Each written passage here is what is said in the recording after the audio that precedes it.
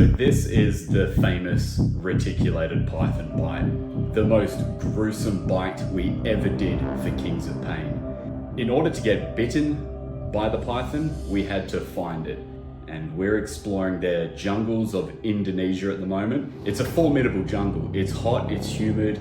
There's not only reticulated pythons, but there's a whole array of other dangerous animals that live in that jungle. We also had to look in any little nook and cranny, river system, because although reticulated pythons are the longest species of snake on the planet, they can be very good at hiding. Oh man, I still remember the feeling looking for this snake.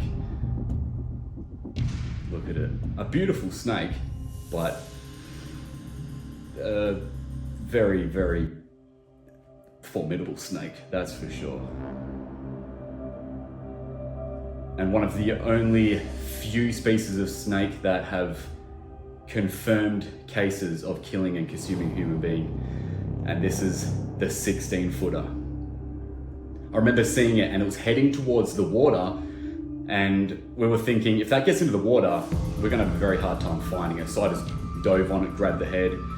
If Rob didn't grab the body and that snake threw coils around my neck, I could die from asphyxiation within only a few seconds. So he had to have control of that body, which he did. Look at the size of the head. Man, we were looking for a decent sized reticulated python, and finding this 16-footer was great because it is a big snake. But then at the back of your mind, you're like, now we have to get bitten by it. As you can see, I'm pretty damn nervous. I'm nervous now, rewatching it. I actually haven't rewatched this in years, so it's kind of like I'm watching it again for the first time. And we're discussing safety equipment here because if that snake bit somewhere where we didn't want it to bite, like the throat, that's game over. Like, you're dead. The important thing, Rob actually put his groin guard on upside down. I remember that. I remember laughing about that. So this is a bottle of alcohol. The theory is if the snake doesn't let go of us, you squirt alcohol into its mouth and it will release.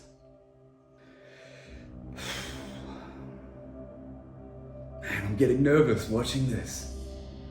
Like, everything in your training as an animal person is to not get bitten.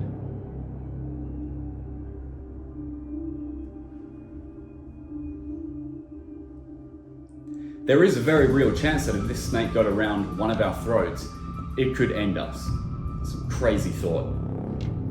Like, this whole situation just goes against everything that you're trained for as an animal person. And that's to avoid getting bitten. So if you look here, I back out because I'm like natural instincts, don't get bitten. But then you realize, okay, it's time.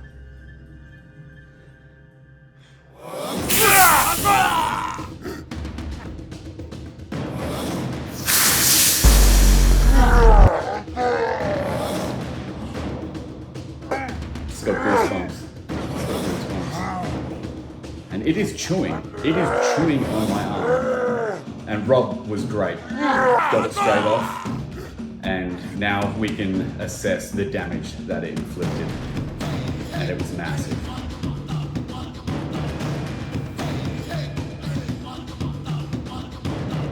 Now the blood. I'm leaking a lot of fluid. A lot. And there was a tooth in my arm. I'm panicking. My arm is open. Like, I've never had injuries like that on my body before, so I'm kind of like in shock, in panic mode. Tooth hanging out. Look, engulfed my entire elbow. What a weapon. That may look like a lot of blood. There was actually more than that.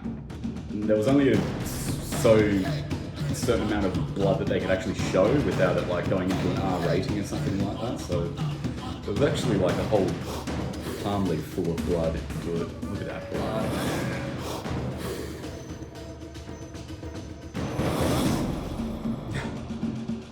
Crazy. Look at that. Look at those wounds. I knew as soon as I saw them, I was like, I'm gonna have a lot of scars. And I do. That is the scar that it left me. And that's the tooth. That is the tooth I have there, exact same one. Kept it as a little memento and reminder not to do that again. Now Rob has to do it. Rob has to go next after seeing that, and I am begging him at this moment not to do it. I'm like, don't do it. And I think if he was to go back in time, he wouldn't do it again. Because what you just saw that snake do to me, it did to Rob, but worse. These snakes command respect.